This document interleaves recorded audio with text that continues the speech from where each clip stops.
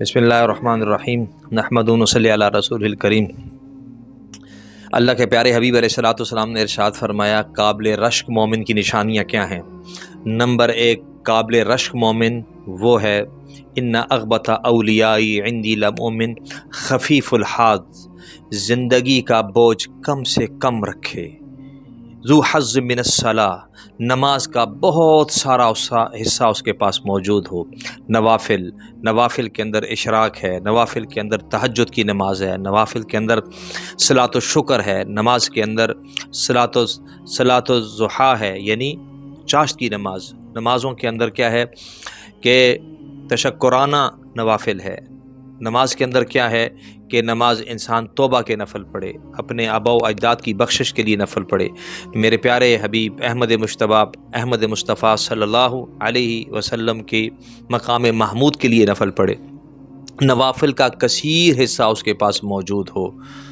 تیسرا فرمایا ذو حظ من الصلاۃ احسن عبادت ربی، اپنے رب کی عبادت بہترین طریقے سے کر رہا ہو۔ ایک عبادت میں دو چیزیں ہیں، ایک ہے کثرت عبادت، ایک ہے حسن عبادت۔ حسن عبادت مقصود ہے کہ بہترین عبادت، جیسے کہتے ہیں کوالٹی اور کوانٹیٹی، اللہ تعالیٰ شانوں کے ہاں جو کوالٹی ہے چیز کی وہ کوالٹی مقصود ہے، چیز کا بہترین ہونا مقصود ہے۔ کچھ نوافل پڑھیں، تھوڑے پڑھیں، لیکن توجہ دھیان اللہ کی طرف ہو، خشوع خضوع ہو، دھیان ہو، یقین ہو، اللہ کے سامنے کھڑا ہونے پر اعتماد ہو، اور یہ محسوس کرے کہ میری زندگی کی یہ آخری نماز ہے، شاید مجھے زندگی میں دوبارہ نماز کا موقع نہ مل سکے، میں اللہ کے سامنے کھڑا نہ ہو سکوں، اس لیے زندگی کی آخری نماز سمجھ کر نماز پڑھے۔ کیسے نماز پڑھے؟ جیسا کہ تابعین کے بارے میں ملتا ہے کہ کسی سے پوچھا کہ آپ کی نماز کی کیا کیفیت ہوتی ہے؟ فرمایا کہ جیسے میری زندگی کی آخری نماز ہے، پل صراط کے اوپر گویا کہ میں کھڑا ہوں، میری دائیں طرف جنت ہے، بائیں طرف میری دوزخ ہے، یہ میری کیفیت ہے۔ منکر نکیر کی گویا کہ ان کی لکھنے کی آواز میری کان سن رہے ہوتے ہیں، تو اس طرح کی کیفیت کے ساتھ نماز پڑھے۔ ذو حظ من الصلاۃ احسن عبادت ربی، اپنے رب کی عبادت اچھے طریقے سے کر رہا ہو۔ چوتھی چیز فرمائی کہ غان غامزن فی الناس، لوگوں کے اندر گمنام ہو۔ آج ہم لوگوں کے اندر نام لینے کی کوشش کرتے ہیں، کہ لوگوں کے اندر مشہور ہونے کی کوشش کرتے ہیں، کہ ساری دنیا مجھے جانے، میرا ایک نام ہو، میں کسی مجلس میں ہوں لوگ کھڑے ہو جائیں اور میرا عزت وقار ہو، میرا مطلب لوگوں کے اندر بہت زیادہ نام و نمود ہو، یا یہ سمجھ لیں تو اس لیے کہا غان غامزن فی الناس، لوگوں میں گمنام ہو، وہ اشار الیہ حتی اشار الیہ بالاصابع، کہ اس کی طرف نگاہ، اس کی طرف انگلی نہ اٹھتی ہو، جس کی طرف اچھی یا بری انگلی اٹھنا شروع ہو گئی وہ انسان بڑے خطرے میں ہے۔ یہ آدمی بڑا اچھا ہے، یہ بھی آدمی خطرناک ہے، یہ آدمی بہت برا ہے، یہ تو ویسے ہی خطرناک ہے۔ اچھا ہے کیوں خطرناک ہے؟ اس لیے خطرناک ہے کہ یہ خود پسندی میں مبتلا ہو جائے گا، تکبر اس میں آ سکتا ہے، خود پسندی کی وجہ سے اس میں بہت ساری اور رذائل اس میں آ سکتے ہیں، دوسروں کو حقیر سمجھنا شروع نہ کر دے کہیں، تو لوگوں کی طرف اشارہ ہونے لگے۔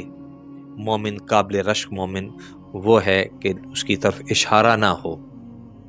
اور پھر فرمایا کہ عجلت منیت، اس کی موت جلدی آ جائے، اس کی موت جلدی آ جائے، یعنی بہت لمبی عمر رہنے کا وہ تمنائی نہ ہو، اس میں آرزو نہ ہو، حسرت نہ ہو کہ میری بہت لمبی عمر ہو، موت جلدی آ جائے۔ اور قل تراسہ وقل بواکیہ، رونے والے بھی بہت تھوڑے ہوں اور اس کا مال ورثہ بھی بہت تھوڑا سا ہو۔ یہ اللہ کے پیغمبر علیہ السلام نے فرمایا یہ قابل رشک مومن ہے۔ میں ایک دفعہ دہراتا ہوں، آپ دیکھیے پہلی صفت، ان اغبط اولیاء عندی لمؤمن خفیف الحاظ، دنیا کا مال، سامان، چیزیں، اسباب بہت تھوڑا سا ہو، بہت لمبا چوڑا حساب کتاب نہ ہو، تو مختصر ہو۔ ذو حظ من الصلاۃ، نماز کا بہت سارا حصہ اس کے پاس موجود ہو۔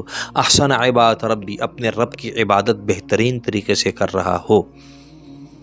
اور کان غامزا فی الناس، لوگوں میں گمنام ہو، حتی یشار الیہ بالاصابع، یہاں تک کہ اس کی طرف اشارہ نہ ہو۔ اچھا یا برا اشارہ میں نے عرض کر دیا آپ کے سامنے۔ فرمایا کہ جلدی موت آ جائے، عجلت منیت قل بواقیہ وقلت راسو، اس کا ورثہ مال بھی بہت تھوڑا ہو اور اس کے رونے والے بھی بہت تھوڑے ہوں۔ یہ مومن کی صفات ہیں، اس لیے فرمایا قد افلح المؤمنون، تحقیق مومن ہی کامیاب ہیں۔